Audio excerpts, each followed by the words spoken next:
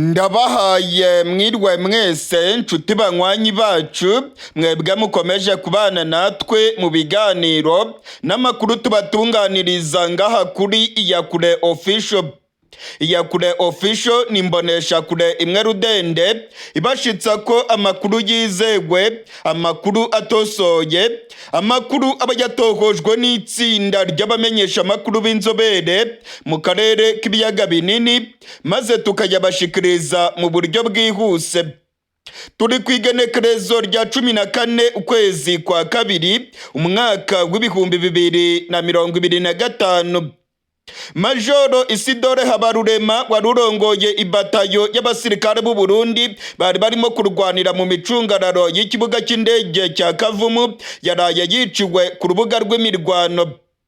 Ndasubiramwo, Majoro Isidore Habarurema w'igisirikare cy'u Burundi yaraye yishwe mu gace ka Kavumu ubwo imirwano yari ikomeye cyane hagati y'igisirikare cy'u Burundi aho cyari kirimo guhangana n'abarwanyi ba M23 mu micungararo y'ikibuga cy'indege cya Kavumu. Ku munsi w'ejo habaye imirwano ikomeye cyane ku kibuga cy'indege cya Kavumu, ndetse igisirikare cya Kongo, Abarundi n'igisirikare cya Afurika y'Epfo bakoresheje indege z'intambara mu kurasa ku barwanyi ba M23. Amakuru atugeraho aravuga ko urugamba rwabaye ku munsi w'ejo rwari injyanamuntu, ndetse rukaba rwarasize M23 yegukanye intsinzi muri kariya gace. Igisirikare cy'u Burundi cyatakaje abasirikare benshi. Majoro Isidore Habarurema warurongoye ibatayo y'abasirikare b'u Burundi bari barimo kurwanira muri kariya gace yitabye Imana ku rubuga rw'imirwano. M23 yaramwishe, yapfanye n'abandi basirikare b'u Burundi barenga 270, ndetse abandi benshi barakomeretse nk'uko amakuru arimo kutugeraho arimo kubyemeza. Amakuru yizewe arimo kongeraho avuye ku rubuga rw'imirwano hariya muri Kivu y'Amajyepfo aremeza ko abana b'u Burundi bakomeje kwita kuri Songoye. Abarundi bakomeje gupfira ubusa muri Kongo. Ku munsi w'ejo ibintu byongeye kuba bibi cyane ku basirikare b'u Burundi ubwo bahanganaga na M23 mu micungararo y'ikibuga cy'indege cya Kavumu. Abarwanyi ba M23 barwanye urugamba rukomeye ku munsi w'ejo. M23 yahanganye n'abasirikare ba Afurika y'Epfo, abasirikare b'u Burundi ndetse n'abasirikare ba FARDC. Amakuru atugeraho avuga yuko imirwano yabaye ku munsi w'ejo yari ikomeye cyane kuko igisirikare cya Afurika y'Epfo ndetse na FARDC bakoresheje indege z'intambara mu kurasa ku birindiro bya M23 muri kariya gace. Ku munsi w'ejo rero M23 yagaragaje imbaraga zikomeye kuko yarashe indege y'igisirikare cya Afurika y'Epfo. Hari indege ikomeye yo mu bwoko bwa drone y'igisirikare cya Afurika y'Epfo iri mu zaje kurwana mu buseruko bwa Kongo. Iyi ndege abarwanyi ba M23 barayirashe ku munsi w'ejo. Ku munsi w'ejo kandi M23 yagerageje kurasa kuri za kajugujugu za FARDC zari ziri hejuru y'ikiyaga cya Kivu. Amakuru yizewe Iyakure Official yamenye nuko indege yo mu bwoko bwa kajugujugu y'igisirikare cya FARDC yavogereye ikirere cya M23 igahita iraswa. Ndasubiramwo, indege ya kajugujugu y'igisirikare cya FARDC yavogereye ikirere cy'amazi y'Ikivu iraraswa.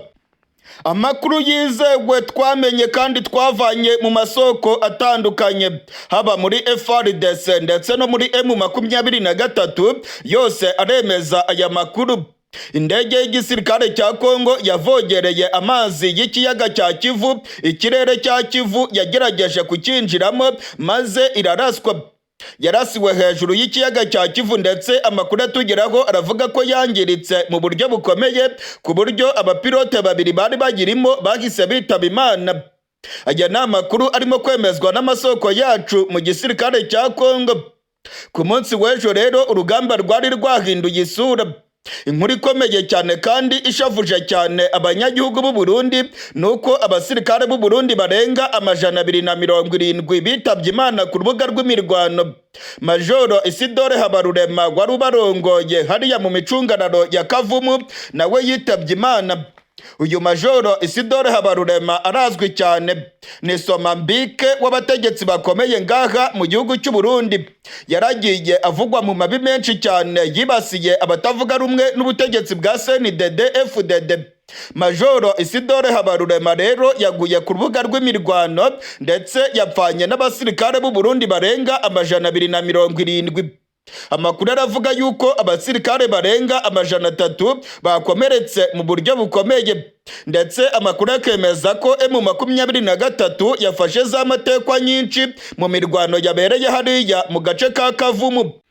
Muri aka kanya turiko turavugana rero mu gatondo k'igenekerezo rya 14 ukwezi kwa kabiri, ndababwiza ukuri ko nabwo urugamba rwambikanye. Muri kano gatondo amakuru abyutse arimo kuvugirwa hariya muri Kivu y'Amajyepfo yose arerekana ko M23 irimo gukataza yerekeza mu mujyi wa Bukavu. Nta kabuza M23 irimo gushaka kwigarurira ibirindiro bya FARDC biherereye mu ntera y'ibirometero 15 gusa werekeza muri Bukavu. Mu gihe rero M23 yaba yigaruriye ibi birindiro, bisiguye yuko amagira yose amaze gufunguka ndetse ko umujyi wa Bukavu uri mu kaga. Muri aka kanya imirwano irakomeye cyane ku kigo cya gisirikare cya FARDC giherereye mu ntera y'ibirometero 15 gusa werekeza i Bukavu. Abasirikare b'u Burundi, Afurika y'Epfo ndetse n'abacancuro ba FARDC bose barimo kurwana umuhenerezo, barimo kugira ngo batangire M23 bayibuze kwigarurira ibirindiro bya nyuma bya FARDC werekeza muri Bukavu.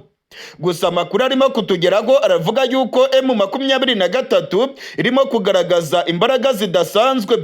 Abarwanyi ba General Makenga bari ku muvuduko ukomeye cyane, barimo kwerekeza rwose mu mujyi wa Bukavu kandi baravuga yuko byanga bikunda bagomba kuwigarurira. Umumenyesha makuru wacu ukorera muri Kivu y'Amajyepfo aravuga yuko imirwano irimo kubica bigacika. Umumenyesha makuru wacu aravuga yuko indege z'intambara z'igisirikare cya Kongo zongeye guturuka ku kibuga cy'indege cya Kisangani mu rukerera rwo kuri rigenekerezo rya 14 maze zikamisha urufaya rw'amabombe mu bice birimo M23. Izi ndege z'intambara z'igisirikare cya Kongo zagiye zirasa mu duce turimo M23, ariko ngo ntacyo byatanze kuko zino nyeshyamba zikirimo kugenzura ibice byinshi hariya muri Kivu y'Amajyepfo. FARDC n'abafatanyabikorwa babo barimo gutsindwa urugamba. FARDC irimo kubibona neza ko umujyi wa Bukavu wugarijwe. Sosiyete sivile muri Bukavu yasabye igisirikare cya Kongo kumanika amaboko bakemera ko rwose batazi kurwana.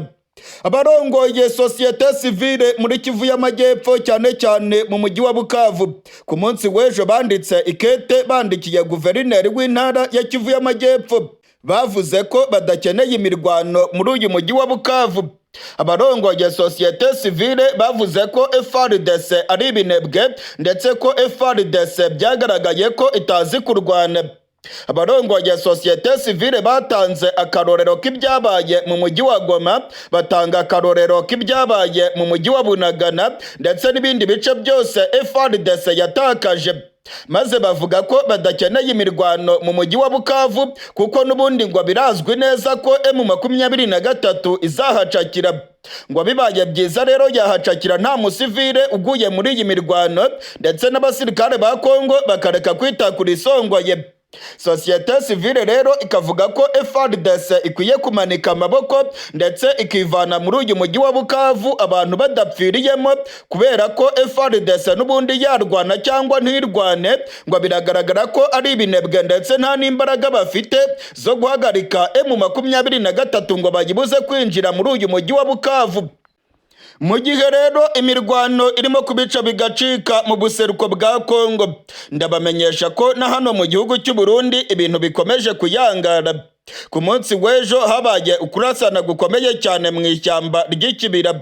Habaye imirwano ikomeye cyane, abantu bitwaje ibirwanisho bahanganye n'igisirikare cy'u Burundi. Amakuru arimo kungira ko muri aka gatondo avuye mu ntara za Cibitoke ndetse na Bubanza aravuga yuko urwamo rw'amasase rukirimo kumvikana, aho igisirikare cy'u Burundi kirimo guhangana n'abantu bitwaje ibirwanisho bamaze kwinjira mu ishyamba ry'ikibira. Kugeza ubu ntabwo ubutegetsi bwa Gitega buragira icyo butangaza kuri iyi mirwano ndetse n'urwamo rw'amabombe birimo kumvikana mu ishyamba ry'ikibira. Umumenyeshamakuru wacu Ildefonse Habyarimana akorera muri Cibitoke aravuga yuko imodoka nyinshi za gisirikare zirimo kugaragara muri kariya gace ndetse ko abasirikare bakomeje kwiyongera ku rubuga rw'imirwano. Aya makuru turaza kuyagaruka ko ndetse turaza kuvugana n'amasoko yacu mu gisirikare cy'u Burundi. Mu gihe rero mu ishyamba ry'ikibira ibintu ari bicika, ndabamenyesha ko no mu ntwaro ya Generali Evariste Ndayishimiye ibintu bikomeye. Generali Neva yasimbutse kudeta.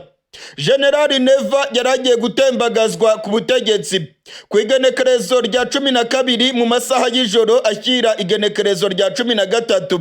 Generali Evariste Ndayishimiye yasimbutse urupfu. Generali Evariste Ndayishimiye arongoye igihugu cy'u Burundi yaraye asimbutse urupfu. Ndasubiramwo. Generali Evariste Ndayishimiye arongoye igihugu cy'u Burundi yaraye asimbutse urupfu. Amakuru yamaze kumenyekana aremeza neza ko mu gihugu cy'u Burundi mu ijoro ryakeye ku igenekerezo rya 12 rishyira igenekerezo rya 13 hapfubye kudeta mu gihugu cy'u Burundi. Ndasubiramwo. Kudeta yapfubye mu gihugu cy'u Burundi. Abajenerali bakomeye bari bateguye umugambi wo gutembagaza ubutegetsi bwa Generali Evariste Ndayishimiye. Amakuru arimo kutugeraho avuye mu masoko yacu akomeye mu ntwaro ya Generali Neva aremeza ko Generali Neva yarayasimbutse urupfu. Abajenerali bari bamupangiye ko bagomba kumwica ndetse intwaro ya Generali Neva yari igiye gutembagazwa, Imana yakinze akaboko. Mu ijoro ryakeye ku igenekerezo rya 12 rishyira igenekerezo rya 13, amakuru twamenye aremeza ko Generali Prime Niyongabo arongoye igisirikare cy'u Burundi ari kumwe na Generali Majoro Ildefonse Habarurema atwara iperereza mu gihugu cy'u Burundi ndetse na Generali Kirapanze acungereye umutekano w'umukuru w'igihugu. Bari bapanze gukora kudeta ikomeye cyane bagatembagaza ubutegetsi bwa Generali Evariste Ndayishimiye. Amakuru aravuga yuko Generali Evariste Ndayishimiye yaraherereye mu ntara ya Ngozi. Mwarabibonye ku munsi w'ejo Generali Evariste Ndayishimiye yari yagiye mu ntara ya Ngozi, aho yari yagiye kwereka abanyagihugu guverineri mushyashya w'intara ya Ngozi. Uyu guverineri mushyashya ni Generali Majoro de Police Ndaruzaniye Leonidas. Ndaruzaniye Leonidas rero yari ari kumwe na Generali Evariste Ndayishimiye imbere y'abanyagihugu mu gace ka Ngozi. Muranabyibuka neza ko hariya mu ntara ya Ngozi aribwo ku munsi w'ejo ku igenekerezo rya 12 umukuru w'igihugu cy'u Burundi Generali Evariste Ndayishimiye yakiriye Raila Odinga. Uyu Raila Odinga ni umunyapolitike akomeye cyane mu gihugu cya Kenya. Arimo kwiyamamariza kurongora komisiyo y'umuryango wa Afurika yunze ubumwe. Yabonanye rero na Generali Evariste Ndayishimiye mu ntara ya Ngozi ku munsi w'ejo ku igenekerezo rya 12. Amakuru yizewe atugeraho aravuga yuko ubwo Generali Neva yari ari mu ntara ya Ngozi, ibintu byari bicika mu ntara ya Gitega ndetse n'i Bujumbura. Amakuru aravuga yuko Generali Prime Niyongabo arongoye igisirikare cy'u Burundi yari yamaze kunoza umugambi na Generali Majoro Ildefonse Habarurema ndetse na Generali Kirapanze acungereye umutekano w'umukuru w'igihugu. Aba bajenerali batatu bari bapanze gutembagaza intwaro ya Generali Neva ndetse bakamugandagura. Amakuru atugeraho avuga yuko General Majoro Ildefonse Habarurema yagombaga gukora ibishoboka byose akamenya ko umugambi wabo utigeze umenyekana ku mukuru w'igihugu. Uyu General Majoro Ildefonse Habarurema niwe atwara iperereza mu gihugu cy'u Burundi. Yarari kumwe na General Evariste Ndayishimiye arongoye igihugu cy'u Burundi, bari kumwe hariya mu ntara ya Ngozi. Amakuru yizewe atugeraho yemeza neza ko General Prime Niyongabo arongoye igisirikare cy'u Burundi yari yamaze gupanga neza ibintu byose ku murongo.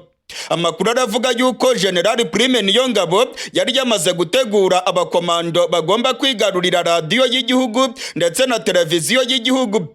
General Prime Niyongabo yari yamaze gufata abasirikare b'abakomando ndetse n'ibimodoka bya gisirikare byari byamaze kwegera radiyo na televiziyo by'igihugu cy'u Burundi. Amakuru kandi aravuga ko kuri Presidence Igitega abasirikare b'abajepe bari bamaze guhabwa umugambi w'uko nta muntu n'umwe wemerewe kwinjira hariya ku ngoro y'umukuru w'igihugu. Hari amakuru avuga yuko General Kirapanze yari yamaze gutanga amabwiriza ku bajepe ko ingoro y'umukuru w'igihugu bagomba kuyigota ndetse ko na General Evariste Ndayishimiye atagomba kuyinjiramo. Byari biteganijwe ko General Evariste Ndayishimiye bagombaga kumucakira akigera ku ngoro y'umukuru w'igihugu maze abajepe bakamuta mu mvuto bitegetswe na General Kirapanze. Amakuru atugeraho kandi yemeza ko General Prime Niyongabo yari yamaze gutegura abasirikare b'abakomando bari bamaze kugera neza mu micungararo y'ikibuga cy'indege cyitiriwe Melchior Ndadaye i Bujumbura. Amakuru aravuga yuko abasirikare ba General Prime Niyongabo bagombaga guhita bigarurira ubugenzuzi bwa Tour de Contrôle ndetse bakagenzura neza ikibuga cy'indege cyitiriwe Melchior Ndadaye i Bujumbura. Nta munyapolitike n'umwe wagombaga guhaguruka i Bujumbura ndetse nta nubwo General Evariste Ndayishimiye yagombaga kuva ku ngoro y'umukuru w'igihugu kuko abajepe bagombaga guhita bamuta mu mvuto. Amakuru atugeraho avuye mu gisirikare cy'u Burundi aremeza ko ku mugoroba w'igenekerezo rya 12 hagaragaye ibifaru ndetse n'abasirikare bafite intwaro zikomeye kuri radiyo na televiziyo by'igihugu cy'u Burundi. Amakuru kandi aravuga ko hafi y'ikibuga cy'indege hagaragaye ibifaru by'intambara ndetse n'abasirikare b'abakomando bari biteguye guhita bigarurira ikibuga cy'indege. Ibintu rero byaje kuzamba ubwo General Majoro Ildefonse Habarurema yahamagaraga General Prime Niyongabo akamubwira yuko umugambi wabo wamaze kumenyekana ku mukuru w'igihugu. General Majoro Ildefonse Habarurema atwara iperereza mu gihugu cy'u Burundi. Biravugwa yuko yaba yatanze amakuru akayaha General Evariste Ndayishimiye. General Majoro Ildefonse Habarurema ngo yaba yagambaniye General Prime Niyongabo ndetse na General Kirapanze.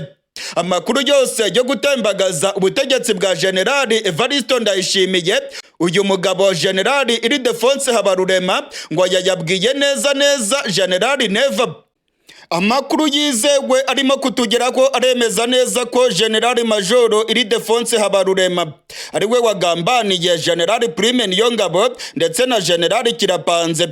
Umugambi wose wo gutembagaza intwaro ya General Neva wari wamaze gupangwa neza ndetse bari bagiye kuwushyira mu ngiro.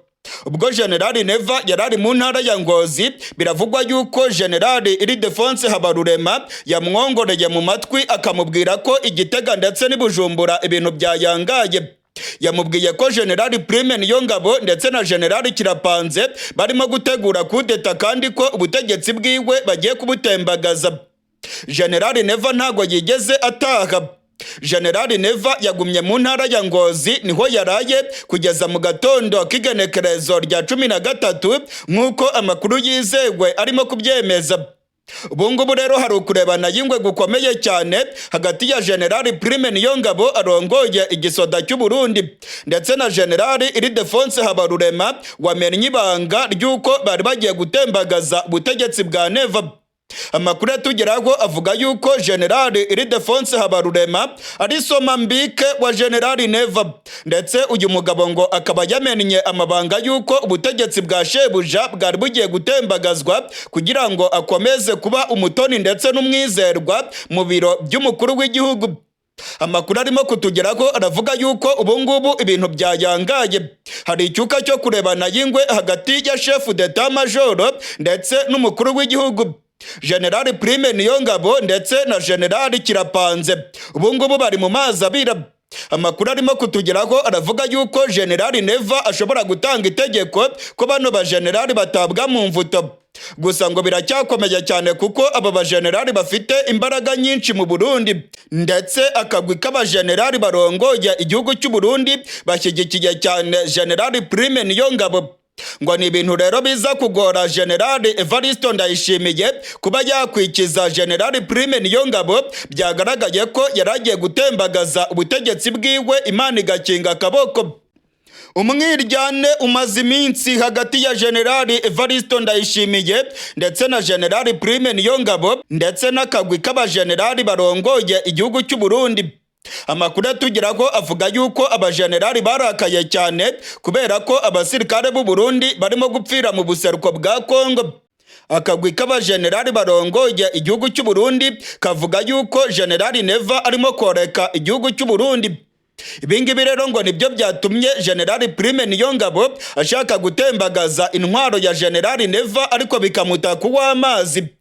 Nta wamenya rero ikigiye gukurikiraho. General Prime Niyongabo ashobora gukomborwa ku mabanga yiwe. General Prime Niyongabo biriko biravugwa ko ashobora gufungwa, ndetse hakiyongeraho na General Kirapanze akuriye abajejwe gucungera umutekano w'umukuru w'igihugu. Inyeshyamba za M23 zimaze kurasa indege y'igisirikare cya Afurika y'Epfo. Ndasubiramwo, abarwanyi ba M23 bamaze kurasa drone y'igisirikare cya Afurika y'Epfo.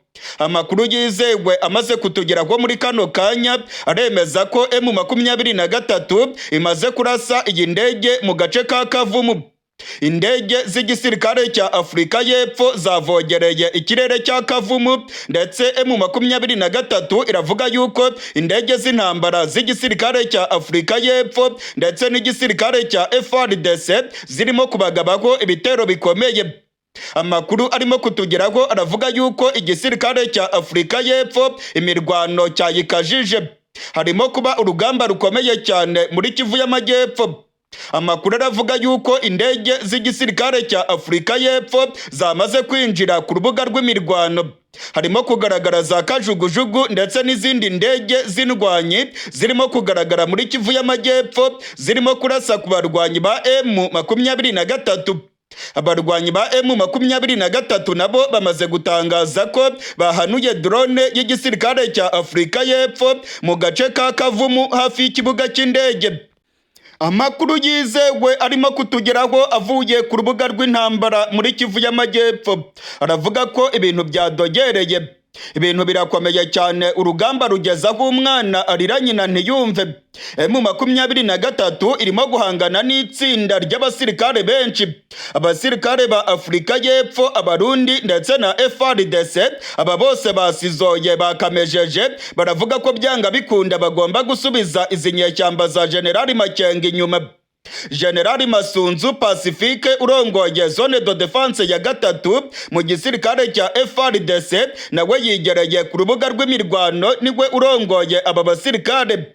General Masunzu yarakaye cyane ndetse arimo gukoresha indege z'intambara zirimo kumisha urufaya rw'amabombe mu duce turimo kugenzurwa na M23.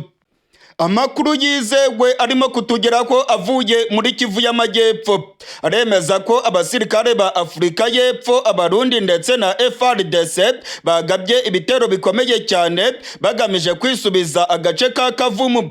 Igisirikare cya Afurika y'Epfo ngo kirashaka gukoresha ikibuga cy'indege cya Kavumu. Aka gace ka Kavumu kugeza ubu ngubu turiko turavugana karimo kugenzurwa n'abarwanyi ba M23.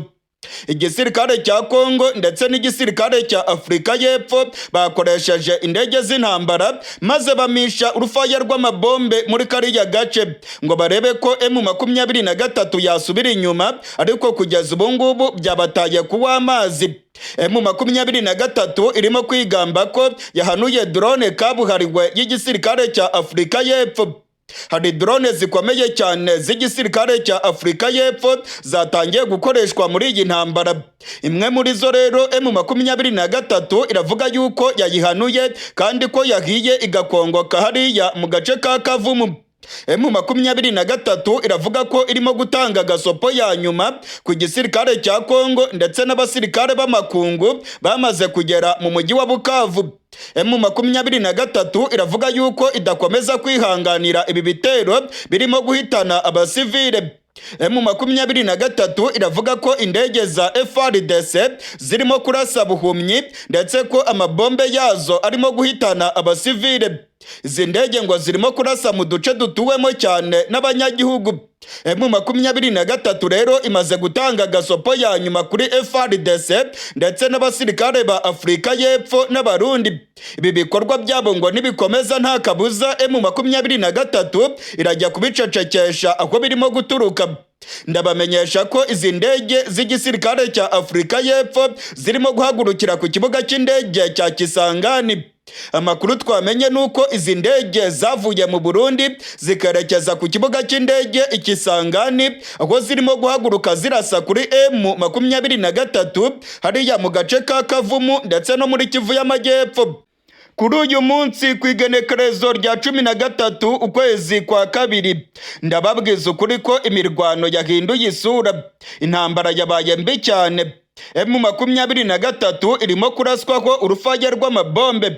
Haje indege z'intambara kabuhariwe zo muri Afurika y'Epfo. Izi ngizi nizo zirimo kumisha urufaya rw'amabombe mu bice M23 irimo kugenzura.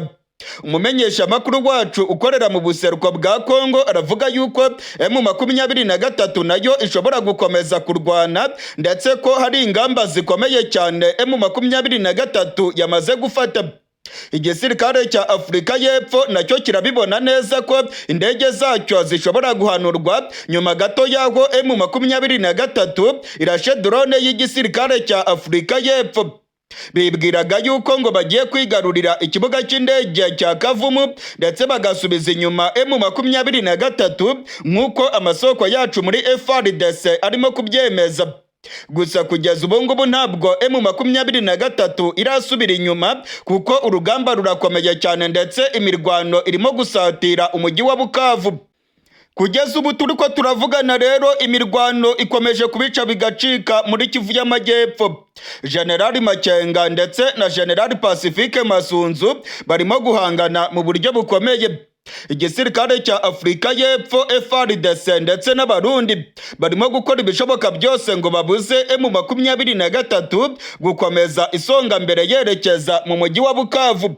Gusa amakuru arimo kutugeraho aravuga yuko ibi byose ntacyo biza kugeraho kuko abakomando ba M23 bamaramaje ndetse baravuga ko byanga bikunda bagomba kwerekeza mu mujyi wa Bukavu.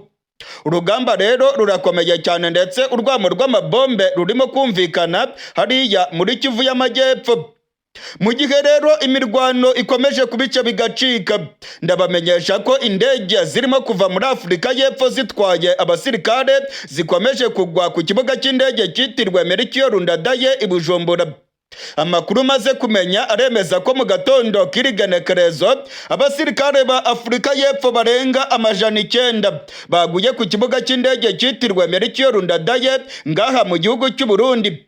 Aba basirikare 900 bariyongeraho abandi basirikare barenga 3000 bamaze gushika ngaha mu gihugu cy'u Burundi bakaba barimo kwerekeza muri Kivu y'Amajyepfo. Amakuru dufite nuko bamwe batangiye kujya muri Kivu y'Amajyepfo bakoresheje umuhanda wa Gatumba Uvira. Barimo kunyura mu gace ka Gatumba bagakomeza berekeza muri teritwari ya Uvira muri Kivu y'Amajyepfo. Amakuru aravuga yuko bagiye gufasha FARDC kurwanya M23 ndetse no kwisubiza ibice byose M23 yigaruriye. Igisirikare cya Afurika y'Epfo gikomeje kurungika abakomando benshi. Indege z'intambara z'igisirikare cya Afurika y'Epfo ziriko ziragwa buri kanya ku kibuga cy'indege i Bujumbura. Abasirikare ba Afurika y'Epfo bafite ibitwaro biremereye cyane barimo kugera mu Burundi. Ibingibi rero birerekana ko intambara igiye gukomera cyane ndetse ko ibintu bigiye kuba bibi cyane muri Kivu y'Amajyepfo. mu gihe inama y'abakuru b'ibihugu bya SADC ndetse na EAC yari yanzuye ko ubutegetsi bwa Kongo bugomba kuganira na zino nyeshyamba zirongowe na General Makenga. Ndabamenyesha ko ibyiriya nama yabereye i Dar es Salaam muri Tanzania rwose ntacyo bizageraho. Nta biganiro na bike ubutegetsi bwa Kongo bushaka. Ubutegetsi bwa Kongo burimo gutumiza abasirikare irya nino ku isi. Abasirikare barimo kuva muri Chad, barimo kuva muri Afurika y'Epfo, barimo kuva mu Burundi ndetse n'ahandi hirya nino ku isi. Aba bose ngo baje kurwanya M23. Tshisekedi yarakaye aravuga ko urugamba agomba kurutsinda kandi ko rwose kuva yakwitwa Tshisekedi ngo ntabwo azongera kuganira na zino nyeshyamba. Amakuru arimo kutugeraho rero aravuga ko ibintu bikomeye. Abasirikare benshi barimo kugera mu buseruko bwa Kongo. Umujyi wa Bukavu wuzuye abasirikare. M23 nayo yatanze gasopo ko ibikorwa by'ubugizi bwa nabi birimo gukorerwa mu mujyi wa Bukavu nibikomeza nta kabuza izinjira muri uyu mujyi ikawucakira. Imirwano irimo kubera mu birometero bigeze kuri 20 gusa werekeza mu mujyi wa Bukavu. Mu mujyi wa Bukavu abaturage barimo guhunga berekeza mu Burundi, abandi barimo guhunga berekeza mu gihugu cy'u Rwanda. Mu mujyi wa Bukavu ubwoba ni bwose. Abaturage baravuga yuko abazarendo ndetse n'igisirikare cya Kongo barimo kugirira nabi abanyagihugu ndetse za magaze zirimo gusahurwa ku manywa y'ihangu.